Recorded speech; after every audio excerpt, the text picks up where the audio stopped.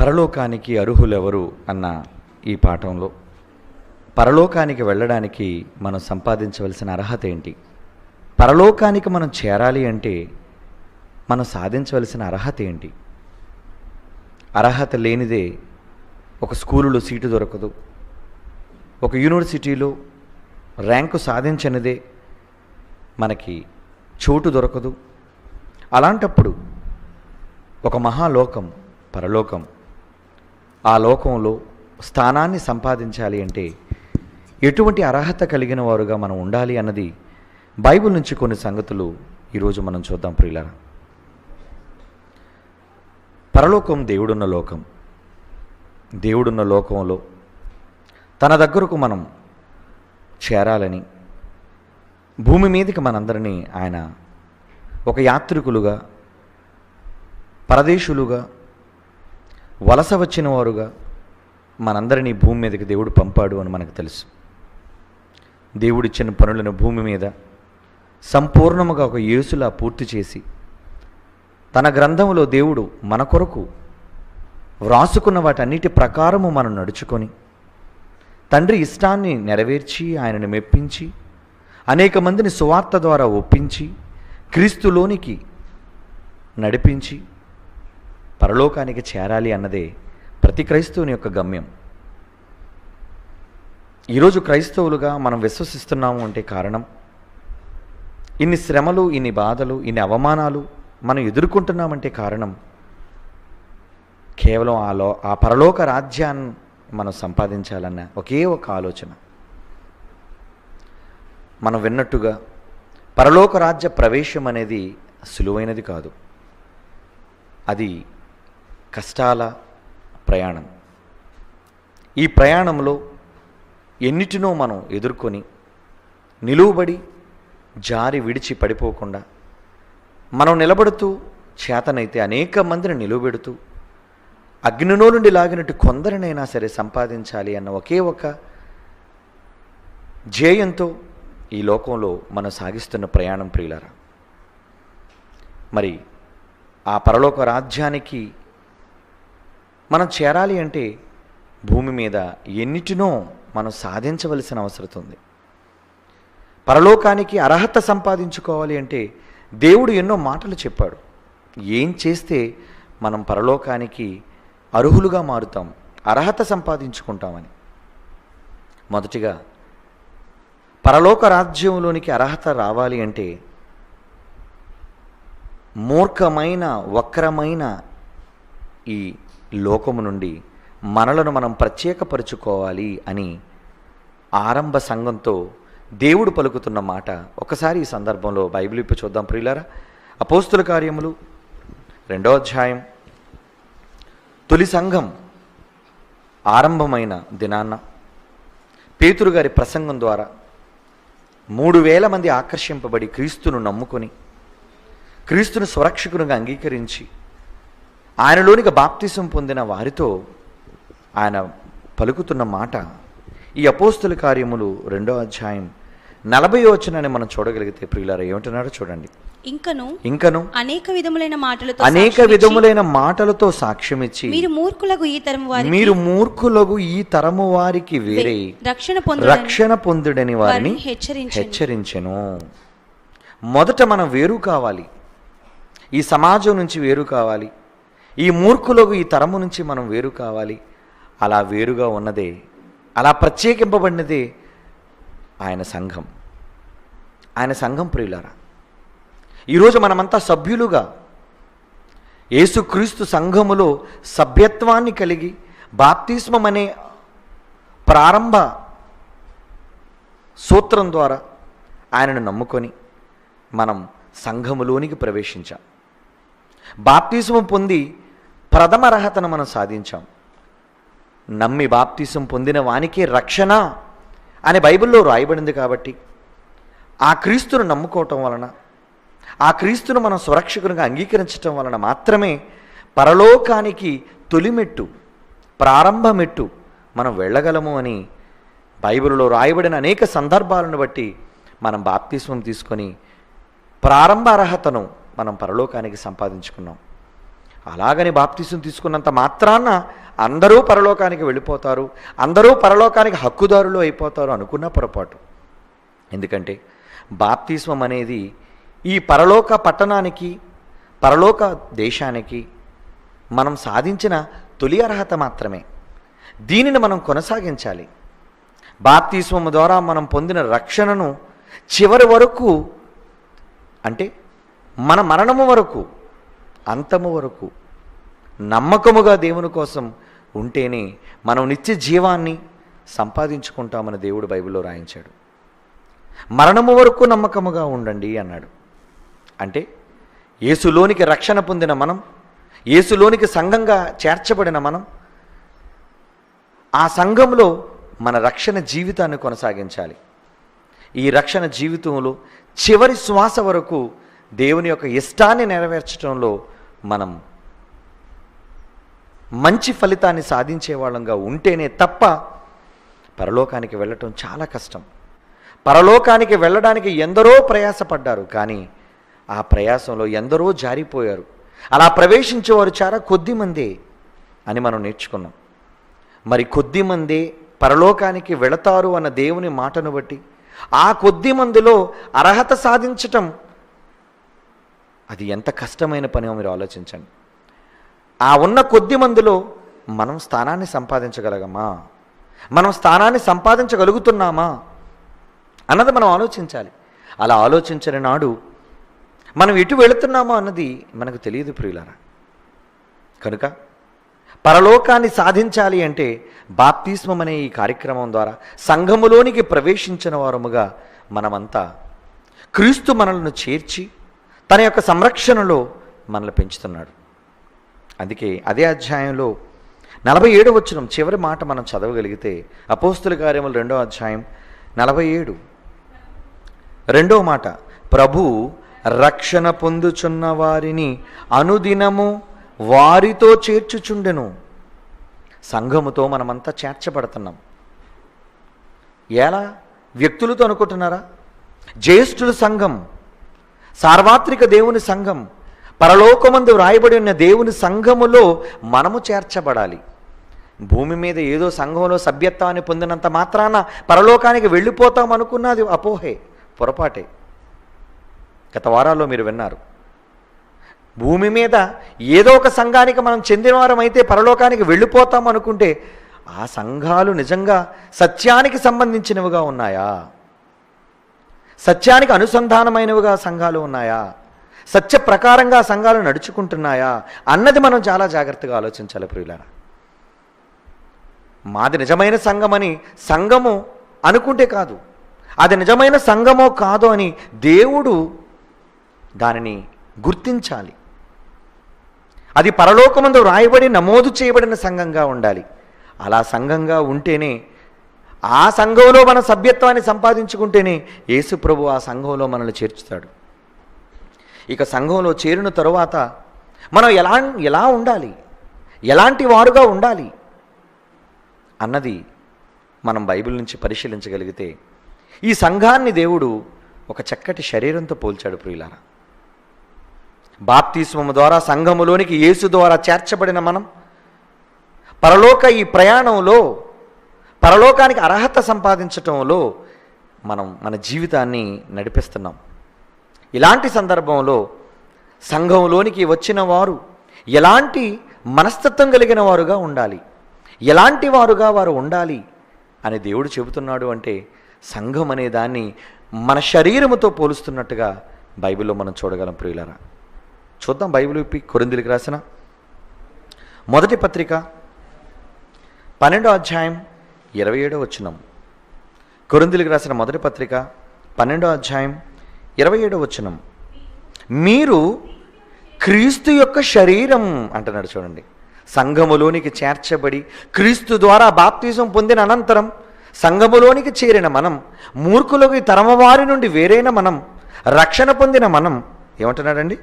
క్రీస్తు యొక్క శరీరమై ఉండి వేరువేరుగా సంఘములో అవయవములుగా ఉన్నారు అంటున్నాడు చూడండి. అవయవములు. క్రీస్తులోనికి బాప్తిస్మం పొంది సంఘములోని సభ్యత్వాన్ని పొందిన ప్రతి ఒక్కరూ ఎవరంటున్నాడండి? అవయవాలు అంటున్నాడు చూడండి. మీరు క్రీస్తు యొక్క అవయవములు.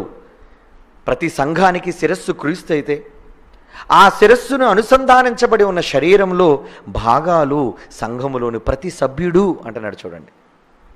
మీరు మళ్ళా చదవండి ఆ మాట, 27వ వచనం, మీరు క్రీస్తు యొక్క శరీరమయుండి వేరువేరుగా అవయవములై ఉన్నారు. అవయవములు. సంఘాలలో ప్రతి సభ్యుడు చేర్చబడిన వ్యక్తి ఒక అవయవం. మన శరీరం గురించి మనం ఆలోచిద్దాం. ఈ మానవ దేహంలో, ఈ మానవ శరీరంలో ఏదైనా పనికిరాని అవయవం ఉందా మీరు చెప్పండి? ఈ అవయవం వల్ల మనకు పనికిరాదు, దీనివల్ల మనకి ఏ ఉపయోగం లేదు అని మనం అనుకోగలమా? అనుకోలేము. ఎందుకంటే ప్రతి అవయవాన్ని దేవుడు తన చిత్త ప్రకారము పెట్టాడన్నట్టుగా అదే అధ్యాయంలో కొంచెం పై మాట చూద్దాం ప్రియులారా. 18వ వచనం జాగ్రత్తగా వినండి, జాగ్రత్తగా వినండి. కొరింథీయులకు రాసిన మొదటి పత్రిక 12వ అధ్యాయం 18వ వచనం. దేవుడు అవయవములలో ప్రతి దానిని తన చిత్త ప్రకారము శరీరములో ఉంచెను. ఈరోజు సంఘంలోనికి నిన్ను తీసుకుని వచ్చి ఒక అవయవంగా నేను మార్చాడు అంటే నీ అవయవం పనిచేసేదై ఉండాలి, నీ అవయవానికి బాధ్యత ఉండాలి. సంఘం అనేది శరీరం అనుకుంటే ఈ శరీరములో చేర్చబడిన ప్రతి వ్యక్తి, రక్షణ పొందిన ప్రతి వ్యక్తి ఒక అవయవముగా మారి ఆ అవయవం ద్వారా పనిచేసి శరీరాన్ని అభివృద్ధి పరిచేవానిగా ఉండాలి. అదండి. కానీ ఈరోజు సంఘాలలో శరీరాలుగా చేరిన వారు ఎలా ఉన్నారో తెలుసా? వివాదాలండి, గొడవలండి. ఒక సంఘంలో నుంచి ఒక సంఘ సభ్యుడు మరొక సంఘ వ్యక్తిని తృణీకరిస్తున్నాడు. నువ్వు ఎందుకు వచ్చావు? సంఘంలో వివాదాలు. ఏమండి, ఏ శరీరంలో అయినా వివాదం ఉంటుందా మీరు చెప్పండి? సంఘములో శరీరం అవయవాలు అయితే మనమంతా క్రీస్తు యొక్క అవయవాలు అనుకుంటే అవయవాల మధ్య గొడవలు ఏంటండి? అవయవాల మధ్య వివాదాలు ఏంటండి? ఈ అవయవం నాకు అవసరం లేదు, ఈ అవయవంతో నాకు పని లేదు, ఈ అవయవాన్ని గెంటేయండి అని ఎవరైనా అనొచ్చా? అది దేవుని వాక్యం కోసం వచ్చిన అవయవం అయితే, అది దేవుని వాక్యాన్ని వినడానికి వచ్చిన అవయవం అయితే తృణీకరించవచ్చు. అలాగా ఆలోచించండి. ఈరోజు సంఘాలు చూడండి, సంఘాల మీద పెత్తనాలు సాధించిన అనేక మంది పెత్తందారులు అంటారు వాళ్ళని, నియంతలు అంటారు వాళ్ళని. సంఘానికి కాపరులుగా కాకుండా నియంతలుగా వ్యవహరిస్తున్నారండి. ప్రియులారా, సంఘానికి నాయకులుగా ఉన్నవారు మాదిరిగా కాకుండా కాపరిగా సంఘాన్ని కాపాడవలసిన వారుగా వాళ్ళు లేకుండా సంఘము పైన నియంతలుగా వ్యవహరించి తమ చెప్పిన మాటే వేదంగా మలిచి సంఘస్థులందరినీ గొర్రెలుగా బానిసలుగా తాము చెప్పిన మాటలకు కట్టు బానిసలుగా చేసుకొని వారు సై అంటే సై అన్నట్టుగా, వారు చెప్పినదే వేదం అన్నట్టుగా ఈరోజు సంఘాన్ని బానిసలుగా మార్చారండి. ఏంటి, ఏ అవయవం మరొక అవయవాన్ని బానిస చేసుకుంటుంది మీరు చెప్పండి? సంఘములో సమానత్వం మర్చిపోకండి. సంఘములో సమానత్వం, సంఘములో అందరికీ సమానమైన బాధ్యత. ఏ అవయవం గొప్పది? నువ్వు గొప్పోడువా? నేను నాయకుడిని, నేను గొప్పోడిని అనుకుంటే నువ్వు నాయకుడు అయితే నువ్వు పరిచారకుడు కావాలి అన్నాడు. ఏముంది నీలో గొప్పతనం? నువ్వు నాయకుడు అయితే నువ్వు పరిచారకుడు కావాలి. అవునా? నీవు నాయకుడు అయితే ఏం కావాలి? పరిచారకుడు కావాలి. పరిచర్య. ఒక మాట చూద్దామండి బైబిల్లో. ఈరోజు సంఘం అనేది అవయవాలు అని మనం అనుకుంటే అవయవాల మధ్య వివాదాలు తలెత్తుతున్నాయి. వివాదాలు. ఎలాంటి వివాదాలు? దేవుడు ఏర్పాటు చేసిన నిజమైన సంఘం అయితే ఆ సంఘములో ఎందుకు వివాదాలు రావాలి మీరు చెప్పండి? కొరింథీయులకు రాసిన మొదటి పత్రిక 12వ అధ్యాయం 24-25 వచనాలు దయచేసి చూడండి ప్రియులారా. కొరింథీయులకు రాసిన మొదటి పత్రిక 12వ అధ్యాయం 24-25. సుందరమైన మన అవయవములకు ఎక్కువమైన సౌందర్యం అక్కరలేదు. మన అవయవాలన్నీ సుందరమైనవి, అన్నిటికీ సౌందర్యము కలదంటున్నాడు. అందముంది, పని ఉంది, బాధ్యత ఉంది. అయితే శరీరములో వివాదము లేక ఒకదానినొకటి అవయవములు ఒకదానినొకటి ఏకముగా పరామర్శించులాగున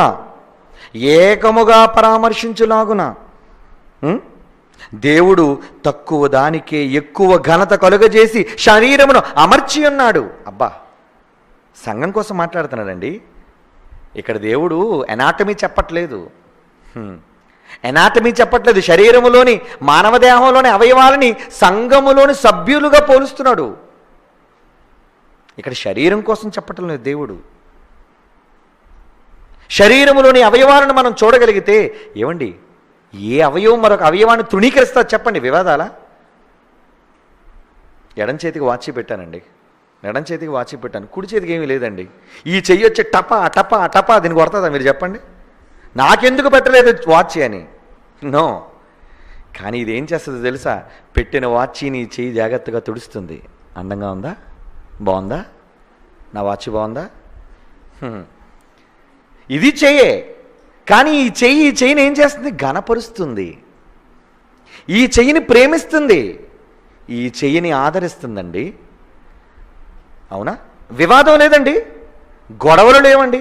పోనీ మీలో ఎవరైనా మీ శరీరాలలో ప్రపంచంలో దేహాలు కలిగిన వాడు ఎవడైనా, ఏమండి ఎందుకోనండి నా చెయ్యి నేను చెప్పిన మాట వినటం లేదు, నా కన్ను ఏమో నా కుడుకొని ఎడం కన్నుని తిడుతుంది, నా నోరేమో నా ముక్కుని తిడుతుంది, నా కాలేమో ఏమండి ఎడం కాలుని తంతుంది అని ఎవరైనా ప్రపంచంలో ఏ శరీరం కలిగిన వ్యక్తిని మాట చెప్పగలడా?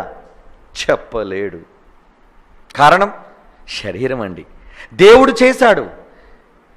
దేవుడు చేసిన ఒకే ఒక దేహం. ఈ దేహములో అన్ని అవయవాలు, ఈ అన్ని అవయవాలు ఒక్క దేహం కోసమే పాటుపడుతున్నాయి.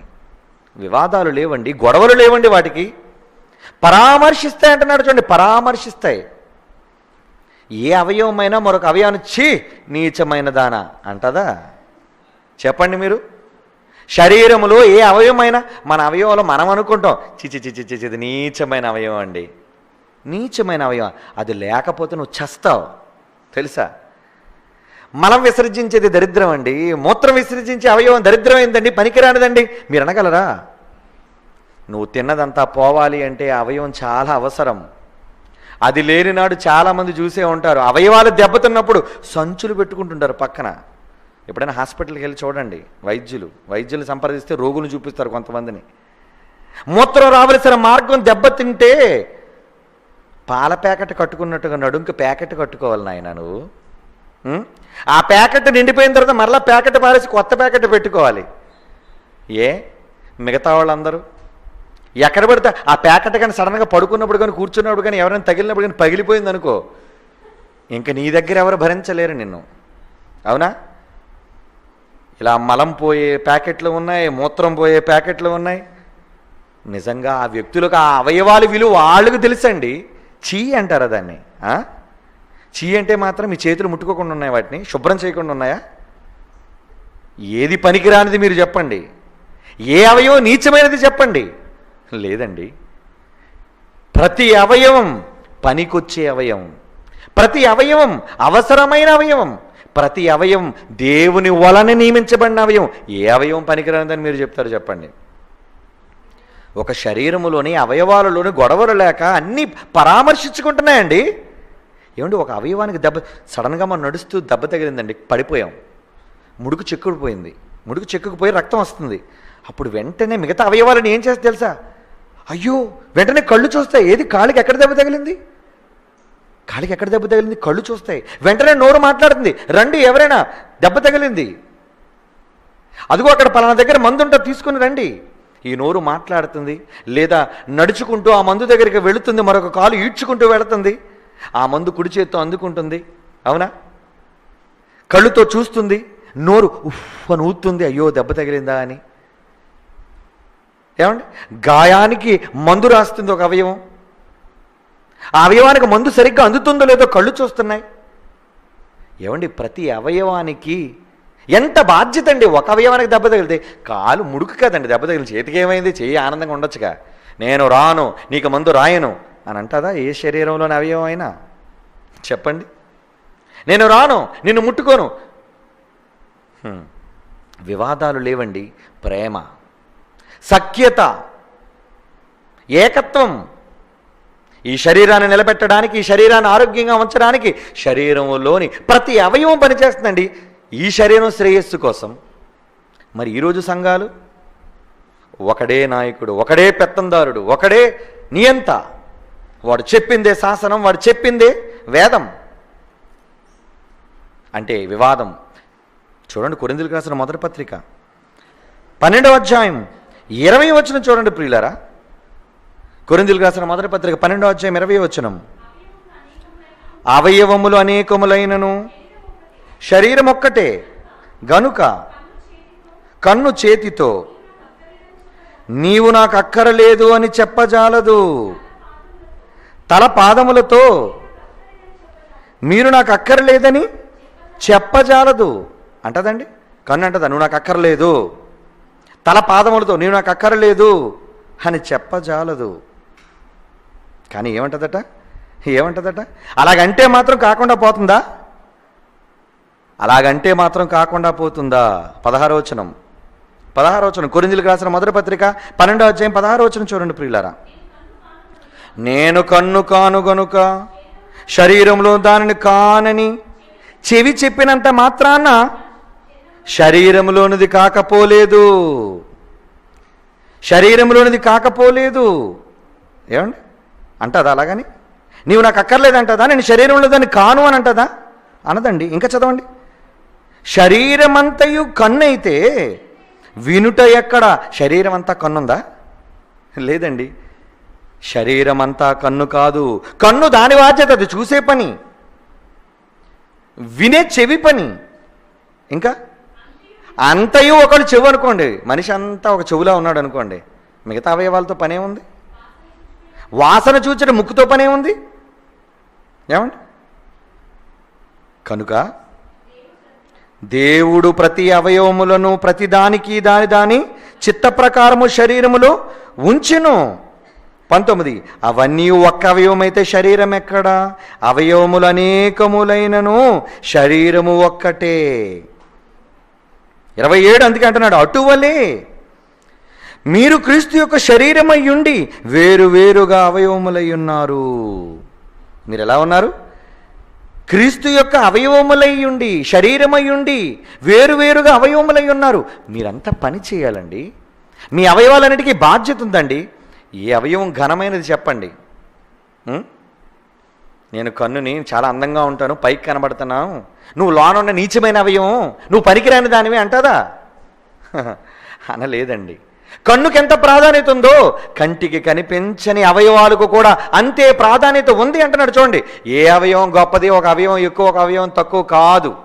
మరి సంఘంలో నువ్వేంటి పోజాడుతున్నావు నన్ను మించినోడు లేడని? నేనే మోనార్కుని అంటున్నావేంటి? ఏడు సంఘం అంతా నువ్వేనేంటి? సంఘం అంతా కన్నేనా? సంఘం అంతా నోరేనా? నీకు నోరుందని మాట్లాడతావా? నేను నోరు కనుక నేనే గొప్పదాన్ని కనుక నేను నా నోటికి వచ్చింది నేను మాట్లాడతాను. సంఘం అంటే నోరే అన్నాడా? కాదండి. సంఘం అంటే నోరొక్కటే కాదు. చాలా అవయవాల సమ్మేళనం. అందులో ఒక్కొక్కరిది ఒక్కొక్క బాధ్యత. నువ్వెందుకు పనికిరాని వాడివి? నీకు వాక్యం చెప్పడం రాదు, నీకు పాట పాడడం రాదు, కానీ ఒళ్ళుంచి కష్టపడే అవయవం అది. ఆ అవయవాన్ని ఎందుకు తృణీకరిస్తున్నావు? అందరూ ప్రసంగికులు అయిపోతారా చెప్పండి? అందరూ గాయకులు అయిపోతారా చెప్పండి? కాదండి. కొందరికి కొన్ని బాధ్యతలు అప్పచెప్పి దేవుడు సంఘంలో పెట్టాడు. నాయన, నీది కన్ను పని, నీది చెవి పని, నీది నోరు పని, నీది చేయి పని, నీది కాలు పని అని ఒక్కొక్క అవయవానికి దేవుడు ఒక్కొక్క పనిని కేటాయించాడు. కనుక ఏదో ఒక అవయవం మిగతా అవయవాల దగ్గరికి వచ్చి నేనే గొప్ప అవయవాన్ని, మీ అవయవాలన్నీ పనికిరాని అవయవాలు అని అనడానికి వీల్లేదండి. అందుకే అంటున్నాడు, ఒకవేళ మీరు ఏ సంఘంలోని ఏ వ్యక్తినైనా చూసి ఇది పనికిరాని అవయవం, ఇది ఎందుకు కొరగాని అవయవం అని అనవచ్చా? అలాగనదే. అందుకే అంటున్నాడు 23వ వచనంలో, శరీరములో, కొరింథీయులకు రాసిన మొదటి పత్రిక, జాగ్రత్తగా బైబిల్ చూడండి ప్రియులారా, కొరింథీయులకు రాసిన మొదటి పత్రిక 12వ అధ్యాయం 23, శరీరములో ఏ అవయవములు ఘనత లేనివని తలంతుమో ఆ అవయవములను మరి ఎక్కువగా కనపరుచుచున్నాము. పనికి రాని అవయవమును నువ్వు దేన్నైతే అనుకుంటున్నావో ఆ అవయవం చాలా పనికొచ్చేదయ్యా. ప్రతి అవయవానికి దాని బాధ్యత ఉందయ్యా. ఏ అవయవం పనికిరాదని తీసి పడేస్తావు?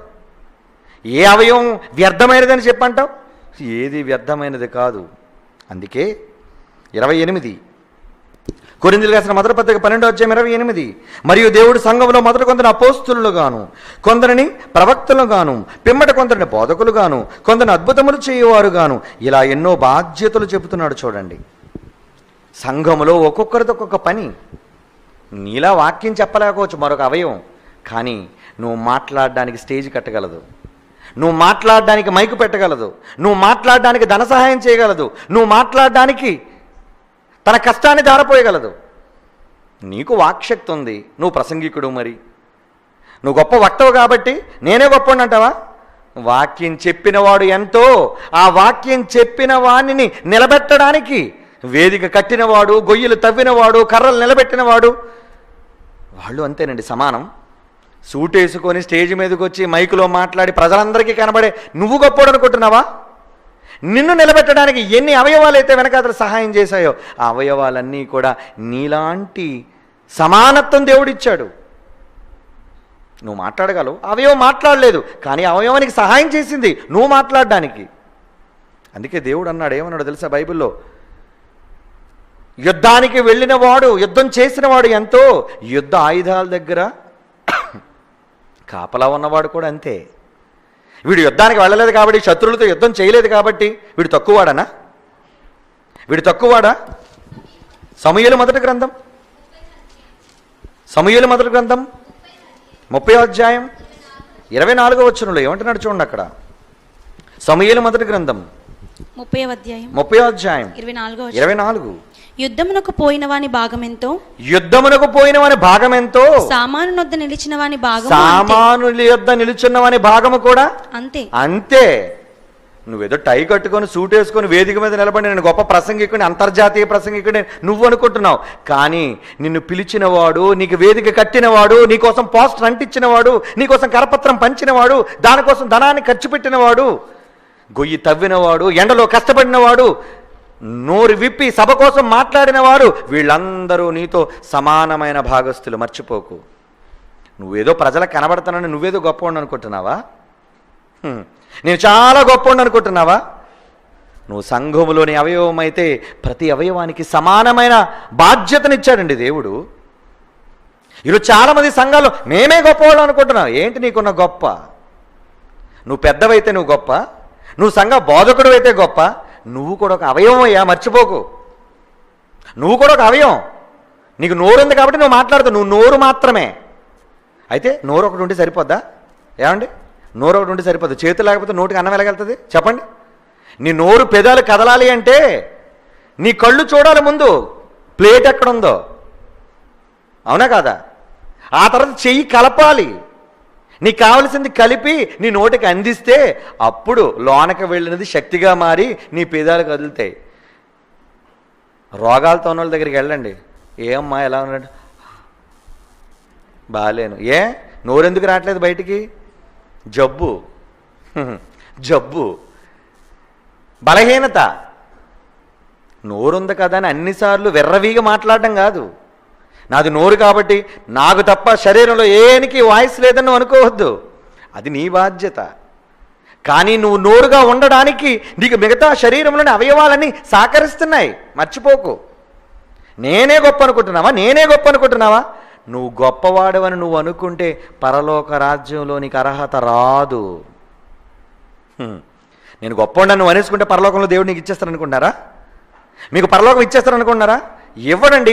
పరలోక రాజ్యానికి వెళ్ళాలి అంటే నువ్వు ఎలా ఉండాలని బైబిల్ చెప్తుందో తెలుసా? చూడండి, బైబిల్ విప్పి చూడండి. శిష్యుల్లో కూడా గొడవ వచ్చేసిందండి. మత్తయి రాసిన సువార్త 18వ అధ్యాయం, మత్తయి రాసిన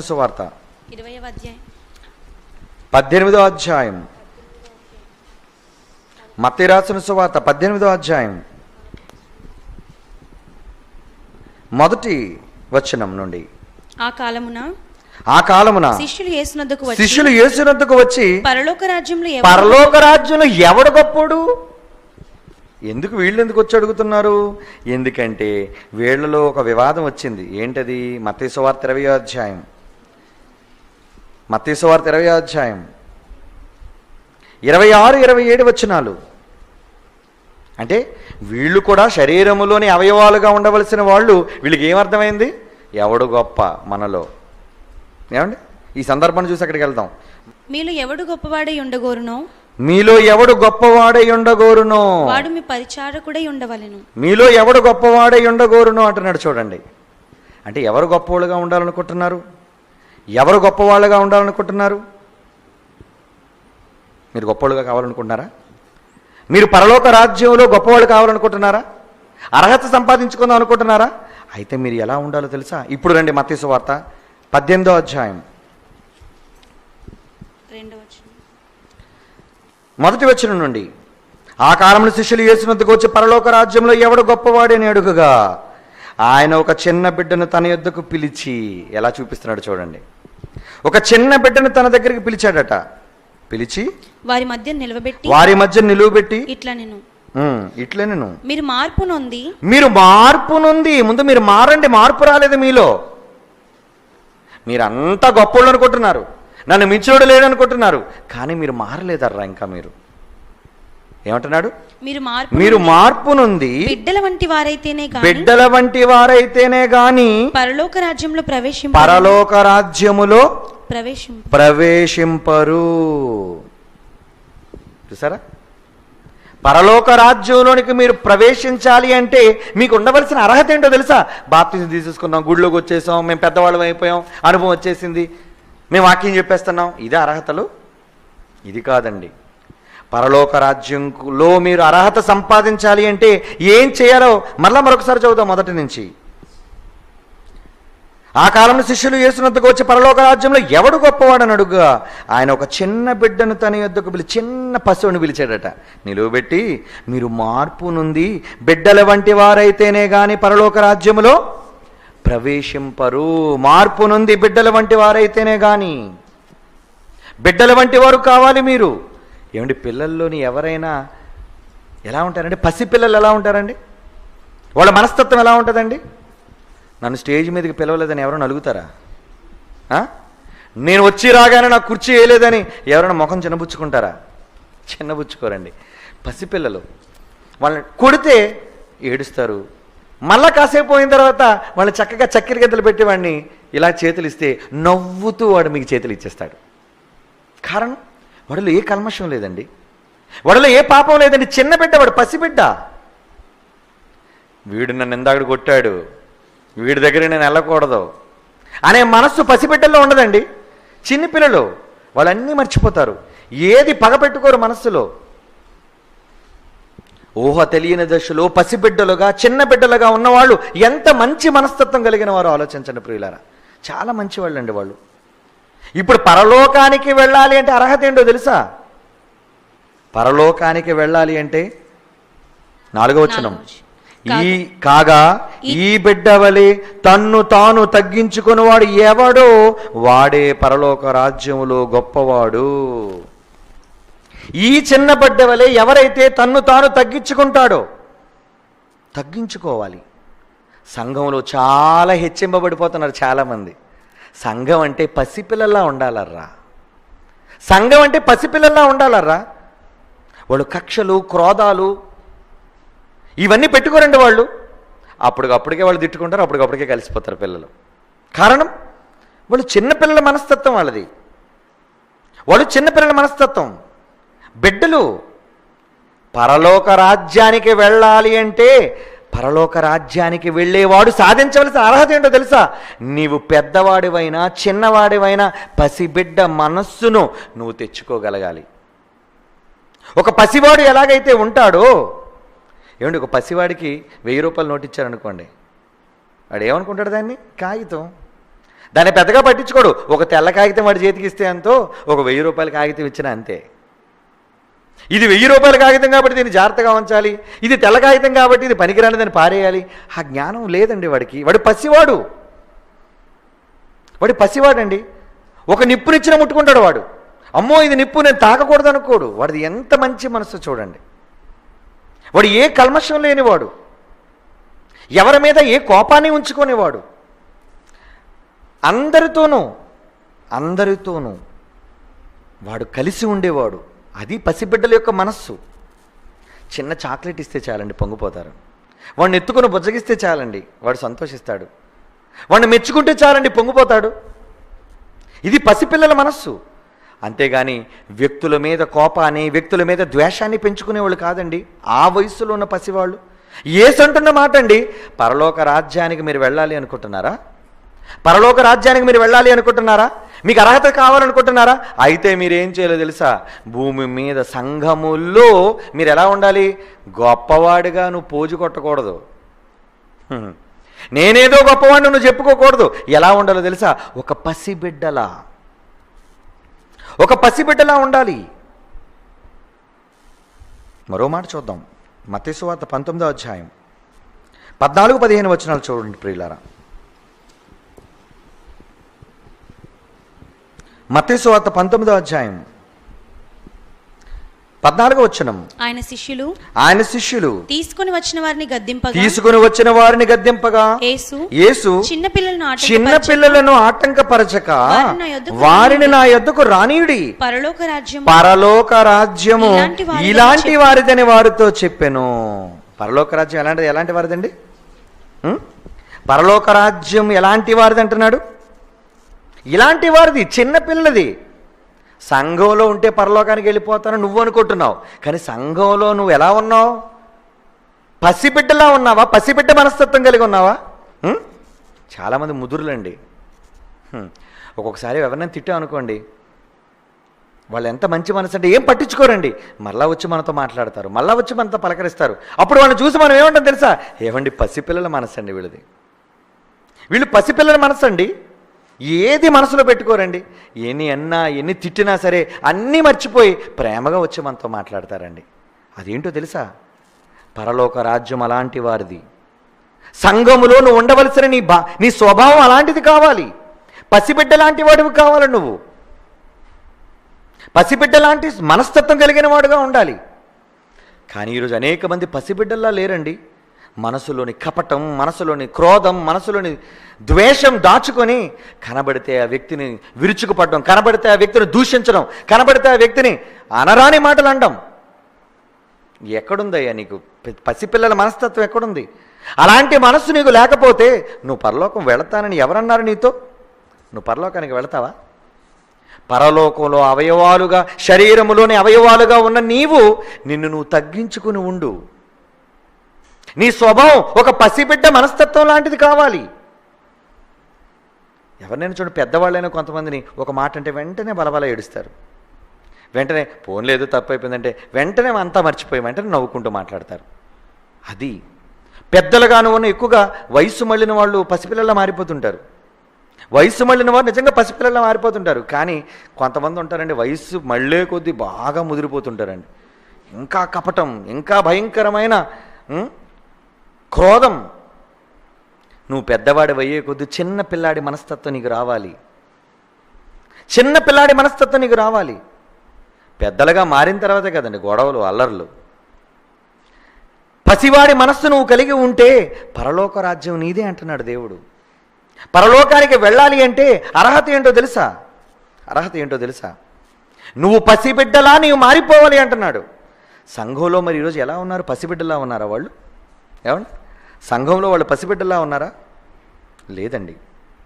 సంఘంలోని వాళ్ళు పసిబిడ్డల్లా లేరండి. ఎలా ఉన్నారో తెలుసా? దేవుడు ఎలా ఉండమని చెబుతున్నాడు? నువ్వు ఎలా ఉంటున్నావు?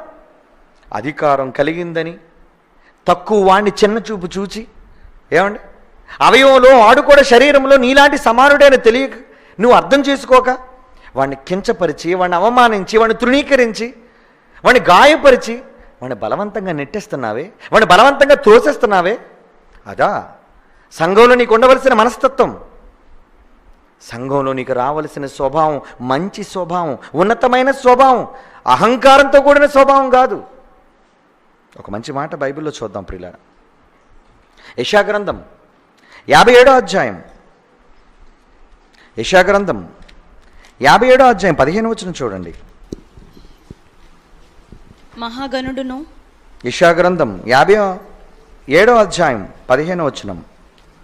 మహాగణుడును మహోన్నతుడును పరిశుద్ధుడును నిత్య నివాసి అయిన వాడు ఇలాగూ సెలవిచ్చుచున్నాడు. నీ దేవుడు ఏమని సెలవిస్తున్నాడు? నేను మహోన్నతమైన స్థలములలో నివసించువాడును, అయినను వినయము గలవారి ప్రాణమును ఉజ్జీవింపజేయుటకు, నలిగిన వారి ప్రాణమును ఉజ్జీవింపజేయుటకు, వినయము గలవారి యొద్ద దీన మనస్సు గలవారి యొద్దను నివసించుచున్నాను. ఎక్కడుంటాడంటున్నాడండి? ఉన్నత స్థలాల్లో దేవుడు ఉన్నా ఆయన ఎక్కడ ఉండడానికి ఇష్టపడుతున్నాడట? చదవండి మరలా. వినయము గలవారి యొద్దను దీన మనస్సు గలవారి యొద్దను నివసించుచున్నాను. నేను ఎవరి దగ్గర ఉండడానికి ఇష్టపడతాను తెలుసా? ఎవరైతే నన్ను ఆదరిస్తారో, ఎవరైతే వినయంతో నా దగ్గర ఉంటారో, ఎవరైతే దీన మనస్సు కలిగి ఉంటారో వాళ్ళ దగ్గర ఉంటాను. అహంకారుల దగ్గర నేను ఉండను. ఉన్నతమైన స్థలాల్లో నివసించే దేవుడు వినయ మనస్కులు గలవారి దగ్గర, పిల్లల లాంటి స్వభావం గలవారి దగ్గర ఎవరైతే ఉంటారో అలాంటి వారి దగ్గర ఉంటానంటున్నాడండి దేవుడు. యాకోబు పత్రికలో ఏమన్నాడు చూడండి పిల్లలు. యాకోబు పత్రిక 4వ అధ్యాయం 10వ వచనం. యాకోబు పత్రిక 4వ అధ్యాయం 10వ వచనం. ప్రభువు దృష్టికి మిమ్మును మీరు తగ్గించుకొనుడి, అప్పుడు ఆయన మిమ్మును హెచ్చించును. ప్రభువు దృష్టికి మీరు తగ్గించుకొని ఉండండి. ఏమిటి? చిన్నపిల్లని చూడండి, కిందను కూర్చుంటాడు వాడు. పెద్దవాడిని చూడండి, సంఘంలోకి వచ్చిన తర్వాత కుర్చీ వేయలేదనుకోండి ముఖం మార్చుకుంటాడు. ఎందుకు? నీకు మంచి మనసు అయితే కూర్చో ఎక్కడో దగ్గర. నువ్వు ఎక్కడ కూర్చున్నా ఎవరో నిన్ను చూసి రండి మీరు కింద కూర్చున్నారేంటని నిన్ను పిలిచి ఆహ్వానించి నిన్ను కూర్చోబెట్టాలి. నన్ను గౌరవించలేదు, నా కుర్చీ ఇవ్వలేదు, నా మాట వినలేదు, నన్ను పట్టించుకోలేదు అంటే ఎవరన్నమాట? నీ మనసు ఎలాంటిదన్నమాట? నీదెక్కడ పసి మనస్సు? ముదిరిపోయిన మనస్సు నీది, కఠినమైన మనస్సు నీది. కొంతమంది గుర్తింపు లేకపోతే భరించలేరండి.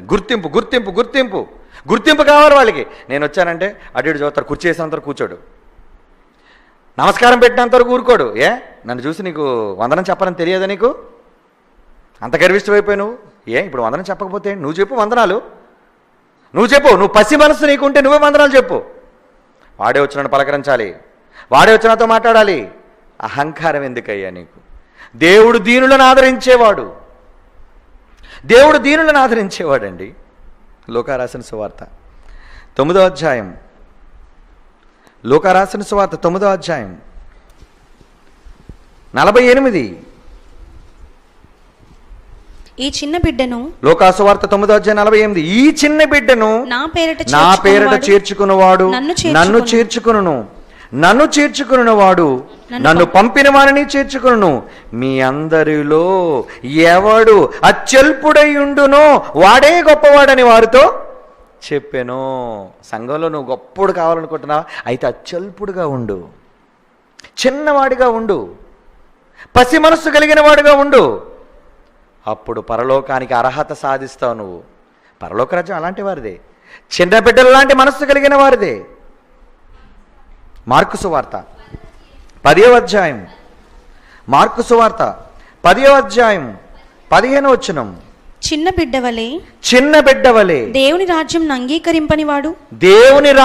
అంగీకరింపని వాడు అందులో ఎంత మాత్రమును ప్రవేశింపడని మీతో నిశ్చయముగా చెప్పుచున్నాను. వచ్చేసింది మన జవాబు. మరలా చదవండి మార్కు సువార్త 10వ అధ్యాయం 15వ వచనం. జాగ్రత్తగా చూడండి 15వ వచనం. చిన్న బిడ్డ వలె దేవుని రాజ్యమును అంగీకరింపని వాడు అందులో ఎంత మాత్రమును ప్రవేశింపడని మీతో నిశ్చయముగా చెప్పుచున్నానని చెప్పి ఆ బిడ్డను ఎత్తి కౌగలించుకుని వారి మీద చేతులుంచి ఆశీర్వదించను. యేసుప్రభుకి ఎందుకు చిన్నపిల్లంటే అంత ఇష్టం? పసివాళ్ళండి. చిన్నపిల్లకి అలాగే ఏం తెలుసు? చిన్నపిల్లలు తెలియక పొరపాటు చేసిన పెద్ద మనసుతో నువ్వు అంగీకరించాలి. నీ హృదయం పసివాడి మనస్సు అయితే, నీ హృదయం పసిపిల్లల హృదయం అయితే దేవుడు అంటున్నాడు అలాంటి వాడిదే పరలోకం. పరలోకానికి అర్హులు ఎవరు చెప్పండి? పరలోకానికి అర్హులు సంఘంలో పెద్ద పేరు సంపాదించినవాడు, పెద్దగా ఉన్నవాడు, బాగా డబ్బులు ఇచ్చినవాడు, పెద్ద ఉద్యోగస్తుడు. ఇది కాదండి పరలోకానికి అర్హత. ఏ గొప్ప నేనండి పలానా గొప్ప సంఘంలో సభ్యుడినండి, అయితే మా సంఘం అండి చాలా పెద్దదండి, 4 అంతస్తులండి, మా సంఘం చాలా గొప్పదండి, ఖరీదైందండి, ఏసీ చర్చ్ అండి మాది. పరలోకానికి వెళ్ళడానికి నువ్వు ఏ సంఘంలో గొప్పవాడివి, సభ్యుడు అని కాదు. నువ్వు పరలోకానికి అర్హుడు కావాలి అంటే దేవుడు చెప్పిన స్వభావం నీ సంఘంలో ఉన్న వాళ్ళకి ఉండాలి. అలాంటి స్వభావం ఉందా? సంఘంలో ఉన్న వాళ్ళది అలాంటి స్వభావం ఉందా? ఎలాంటి స్వభావం సంఘంలో ఉన్న వాళ్ళది ఉండాలో బైబిల్ చెబుతున్నాడు. బైబిల్ చూడండి ప్రియులారా, చాలామందికి బైబిల్ తెలియదండి. బైబిల్ తెలుసని చెప్పుకుంటున్నారు, కానీ బైబిల్ తెలియదు వాళ్ళకి. యెషయా గ్రంథం చూడండి, ముగించుకుందాం. యెషయా గ్రంథం 11వ అధ్యాయం 6వ వచనం నుంచి చూడండి ప్రియులారా. యెషయా గ్రంథం 11వ అధ్యాయం 6వ వచనం. తోడేలు. సంఘం అంటే ఎలా ఉంటుందో తెలుసా? సంఘం అందులో ఉన్న స్వభావం ఎలాంటి వాళ్ళు ఉంటారో, వాళ్ళు ఎలాంటి స్వభావం కలిగిన వారుగా ఉండాలో దేవుడు చెబుతున్నాడు. చూడండి, తోడేలు గొర్రెపిల్ల యొద్ద వాసము చేయను. ఏంటి తోడేలు గొర్రెపిల్లతో కలిసి ఉంటుందా? కానీ తోడేలు లాంటి స్వభావం కలిగిన వాడు కూడా గొర్రెపిల్ల దగ్గరికి వచ్చి చక్కగా ఆడుకుంటున్నాడు. అది నీ స్వభావం మారిపోవాలి. చీల్చే స్వభావం మానుకోవాలి నువ్వు. అప్పుడే నువ్వు సంఘంలోని సభ్యుడివి. ఇంకా చిరుతపులి మేకపిల్ల యొద్ద పండుకోండు. ఏమంటే చిరతపుల్లి మేకపిల్ల దగ్గర పడుకోబెడితే ఊరుకుంటుంది అది? పీకు తినేస్తుంది కదండి. కానీ సంఘములో చిరుతపులి లాంటి స్వభావం కలిగిన వారు, మేకపిల్ల లాంటి, గొర్రెపిల్ల లాంటి స్వభావం కలిగిన వారు కూడా కలిసి ఉండాలి. నీ క్రూరత్వాన్ని విడిచిపెట్టు, నీ భయంకరమైన క్రూరత్వాన్ని విడిచిపెట్టు, సాధు జీవిగా నువ్వు మారాలి అంటున్నాడు దేవుడు. ఇంకా దూడయు కొదమసింహము పెంచబడిన కోడెయు కూడుకొనగా బాలుడు వాటిని తోలును. బాలుడు తోలడం ఏంటండి? అంటే వయసులో చిన్నోడైనా నడిపించగలడు, బాలుడు కూడా నడిపించగలడు. చాలా మంది అంటారే, నీకేం వయసు ఉందిరా నీకు తెలియడం కోసం? నాకున్న అనుభవం నీకుందా? నాకున్న వయస్సు పాటు లేదు నీ అనుభవం అంటాడు. నీ వయసు నాకున్న అనుభవం పాటు లేదంటాడు నీ వయసు. బైబిల్లో అనుభవం కావాలి. బైబిల్లో అనుభవం ఉన్నవాడు ఎవడైనా పెద్ద మనిషేనండి, పెద్దరికం కలిగిన వాడండి. కొంతమంది చిన్నపిల్లలండి, ఎంతో పెద్ద మనసు కలిగి ఉంటారండి వాళ్ళు. కొంతమంది చిన్నపిల్లలే, కొంతమంది నిజంగా ఏం పెట్టకపోయినా ఏమనుకోరండి. కొంతమంది వయసులో పెద్దోళ్ళు ఏం పెట్టకపోయినా మొక్కం చనపుచ్చుకుంటారు, నాకు పెట్టలేదని. ఇప్పుడు ఎవరు పెద్దోళ్ళు చెప్పండి? వయసు ఏమో 60 సంవత్సరాలు ఈయనకి, కానీ ముఖం మార్చుకున్నాడు ఏంది పెట్టలేదని. వీడు చిన్నోడే, పెట్టకపోయినా పర్లేదులేండి అన్నాడు. ఇవి ఎవరు పెద్దోళ్ళు చెప్పండి? ఎవరు పెద్ద మనసు కలిగినారు? ఎవరు పెద్దరికం కలిగిన వాళ్ళు చెప్పండి? వయస్సు కాదండి పెద్దరికాన్ని ఇచ్చేది. పెద్దరికాన్ని ఇచ్చేది వయస్సు కాదు, జ్ఞానం, క్రీస్తు జ్ఞానం. బైబిల్ తెలిసిన వాడు పెద్ద, వయస్సు వచ్చి పడినోడు పెద్ద కాదు. అలాగైతే అందరూ పెద్దలు. చాలామంది వయసు మలిపిన వాళ్ళందరూ జ్ఞానవంతుల, వయసు మలిపిన వాళ్ళందరూ పెద్దోళ్ళ కాదండి. చదవండి, బాలుడు వాటిని తోలును. బాలుడు కూడా వాడు చిన్నవాడే, వాడు చిన్నవాడే కానీ నడిపించే సమర్థత వాడి దగ్గర ఉంది. నడిపించగలడు వాడు. బాలుడు అనుకుంటున్నావు నువ్వు? వాడు చిన్నపిల్లడు. రే నీకేం తెలియదురా చిన్నపిల్లడు, నువ్వేంట్రా మాకు చెప్తావు? ఆవులు ఎలుగులు కుడిమేను, వాటి పిల్లలు ఒక చోటనే పండుకొనును. ఎద్దు మేయినట్లు సింహము గడ్డి మేయును. పాలు కుడుచు పిల్ల నాగుపాము పుట్ట యొద్ద ఆట్లాడును. మిడు నాగు పుట్ట మీద పాలు విడిచిన పిల్ల తన చేయి చాపును. ఒక పావును కూడా ఇలా పట్టుకుందండి చిన్నపిల్ల అంటే పావును పుట్టుకున్నా. మరి చిన్నపిల్ల ఏమంటది? పాము దాని స్వభావం ఇప్పుడు విడిచిపెట్టేసింది. సంఘంలోకి వచ్చిన తర్వాత పావే, కానీ పావుకి విషయం లేదు. పావు లాంటి స్వభావం కలిగిన వాడే, కానీ చిన్నపిల్లడితో కూడా ఆడుకుంటున్నాడు. అదండి, దట్ ఈస్ రియల్ చర్చ్. నిజమైన సంఘం అంటే సంఘంలో శరీరాల మధ్య ఎలాగైతే సఖ్యత ఉందో, క్రూర జంతువులుగా క్రూర స్వభావాలుగా ఉన్నవారైనా సరే తమ స్వభావాలను విడిచిపెట్టి పసిపిల్లల్లా మారిపోయి, పసిపిల్లలుగా, ఒక పాము అయినా అది పసి మనసు, ఒక సింహమైనా అది పసి మనసు, ఒక ఎద్దైనా అది పసి మనసు, ఒక బాలుడు వాడు ఎలాగో పసి మనసు. వీళ్ళందరూ సమిష్టిగా కలిసికట్టుగా కూడుకొని ఆడుకొని పండుకునే అదేనారా చర్చ్ అంటే? అది రియల్ చర్చ్. అలాంటి స్వభావం కలిగిన వారు నీ సంఘంలో ఉన్నారా? కనుక భయంకరమైన స్వభావాలు మనస్తత్వాలు కలిగిన వాళ్ళు సంఘంలోనికి వచ్చిన తర్వాత పాము తన యొక్క స్వభావాన్ని విడిచిపెట్టింది, సింహం తన యొక్క స్వభావాన్ని విడిచిపెట్టింది, చిన్నపిల్లల దగ్గర అందరూ కలిసి ఆడుకుంటున్నారంటే అదండి సంఘములో ఉండవలసిన స్వభావం. అది నువ్వు సాధించవలసిన అర్హత. 9వ వచనం, నా పరిశుద్ధ పర్వతమందంతటను ఏ మృగమును హాని చేయదు, నాశనము చేయదు. నా పరిశుద్ధ పర్వతము మీద ఏ మృగము, అసలు మృగాలే లేవండి సంఘంలో. చాలా మంది క్రూర మృగాలుగా మారిపోయారు. క్రూర మృగం, నేను చెప్పానంతే జరగాలి, నేను చెప్పానంతే మీరు వినాలి. వినడానికి ఎవరికి ఇష్టం లేదా? వెళ్ళిపోండి, సంఘం నాది, ఈ సంఘానికి నేను నాయకుడిని, నా మాట వినడం వాడు సంఘంలో ఉండడానికి వీలేదు, గెట్ అవుట్ అంటున్నారు. ఏంటండి ఇది?